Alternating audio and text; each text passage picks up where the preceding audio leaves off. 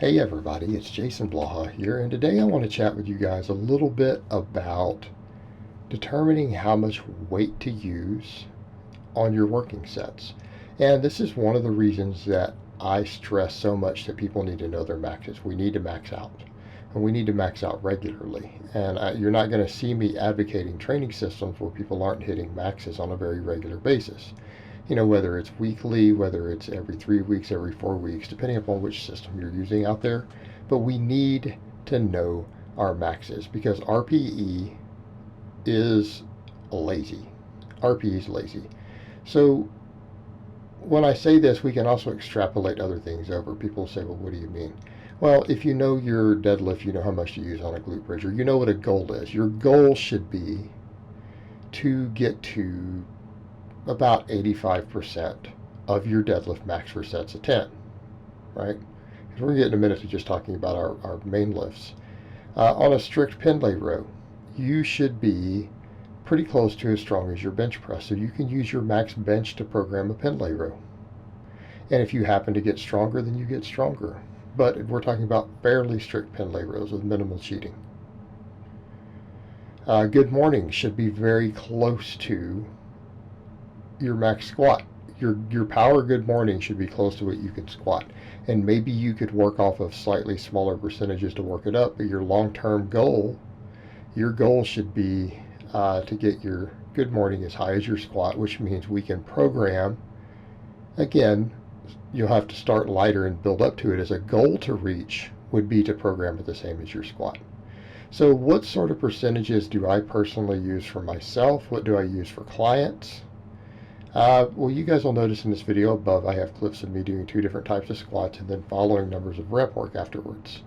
So I max out on all of my barbells, right? So you guys see me doing maxes up here with the safety bar and with the cambered bar. And my best maxes at the time this video was made were 600 on the camber bar, 516 on the safety squat bar.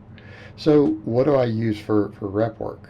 Well, I tend to use 3s, 5s, and 10s. 3s, 5s, and 10s. People will say, well, that's a pretty big jump. Why are you picking these specific rep ranges? Generally, if we want volume that's relatively easy to recover from in terms of your joints and everything else, if we're at in a phase of training or with certain lifts, I like 10 rep sets. Okay, I like 10 rep sets. They're very, very good for that. Not only is it a nice round number, but we've got plenty of studies looking at 10s. We know that if we're going to get into the hypothetical debate going on with sarcoplasmic versus myofibrillar growth, that 10s strike a good balance. Whereas in the other work is going to be, if this is even true or not, it's going to be pushed into the direction more towards more myofibrillar growth. Okay, so 10s are good for this. But if you're trying to hopefully increase and get extra strength work to raise absolute strength, 3s are where it's at. And again, that can depend on where you're at with your different points in your training, how much maxing you're doing. We could argue that a lot of those benefits would be greatly reduced if we're maxing out very regularly. So it's, again, finding the balance. And I tend to use all these different rep ranges personally, tend to use them all for clients. So what do we pick here? I usually like to have lifters do no more than 3 sets of big lifts. Okay? If we're going to do more than 3 sets, it's usually something that we need for a lot of supplemental volume. And again, if we're doing more than one exercise for a muscle group, we start exceeding 3 sets, we're potentially getting into junk volume very, very quickly. And we need these sets to be quality sets. So I think we could also argue there that if we're able to replicate this sort of stuff for 5 sets, we're not using enough weight. We are not using enough weight. So what do I work with? I like to pick percentages that put you within 1 to 2 reps of failure. And that's failure on a single set all out. Because keeping in mind, performance degrades over multiple sets. And because I usually promote people to do maxing or speed work prior to all these other lifts, and max is at 100%. Speed work is set to set percentages, have their own systems for that. We're slightly fatigued going into these things. So if I pick a weight that is approximately 2 reps from failure or 1 rep from failure, what does that mean? Well, that means we're getting a lot of effective reps. And if we take that out to 3 sets, we're definitely getting a lot. So that means around 85%. I like to program 85% for triples. 3 sets of 3 at 85%. And yes, that's going to be fairly heavy. But you know what? All the reps are effective reps. Why? Because usually if we're within 5 reps of failure, we're hitting upper threshold motor units, right? We're getting a robust training response. Well, if 85% is generally an all-out 5-rep max, and it usually is, and keeping in mind these are for lifters who max out. People who don't max out regularly, these numbers are going to be different. This is assuming you're maxing on a regular basis, and you should be. If you don't, we need to talk about your ideas of how you're developing strength. Because all this rep work is here to develop the hypertrophy to go with that strength, but we need those maxes. And I've done a lot of videos explaining why. So 85% for 3s.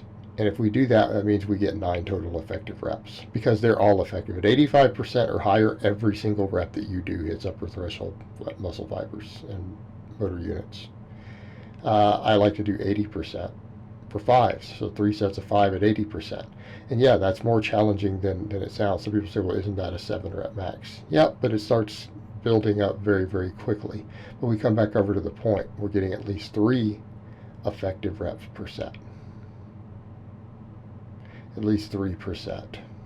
We're back over to 9 effective reps. And this is per exercise, mind you. What about for the 10s? 10s I like 70%. So 3 sets of 10 at 70%.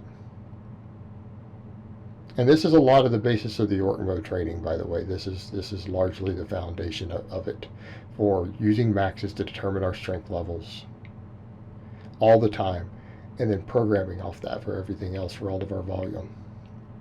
And all of these are very, very similar amounts of volume. We could argue that maybe 3 sets of 10 at 70% for someone who maxes regularly might be slightly more aggressive volume. There might be more total effective reps in there. It's as many as 3 more for the 3 sets total, so as many as 12 effective reps. So somewhere between 9 and 12 effective reps, right? So what is it that I like to program? What is it that you guys see me generally doing frequently myself? 3 sets of 3 at 85%. 3 sets of 5 at 80%. 3 sets of 10 at 70%. And if we start extrapolating this over to other big lifts, we can estimate what we need to do. People say, well, how do we carry that to stuff like chain work? Assume the chain is 50% weight. In other words, if you're doing chain lifts correctly, your strength curve is equal to about half of the chain weight, because that's how it distributes if you're loading the chains up correctly. So by that same token, we could run similar levels of math. If you're going to run 40 pounds of chains, count it as 20 pounds of weight. So if your max is 100 pounds, to do 70% of that is 70 pounds. So how would you divide that for something like chain weight? Well, half of the chain weight would count. So in other words, if you ran 40 pounds of chains with 50 pounds of bar weight, it's equal to, in terms of total work done, to about 70 pounds. So that would come over to about 70%. So you would do sets of 10 with that.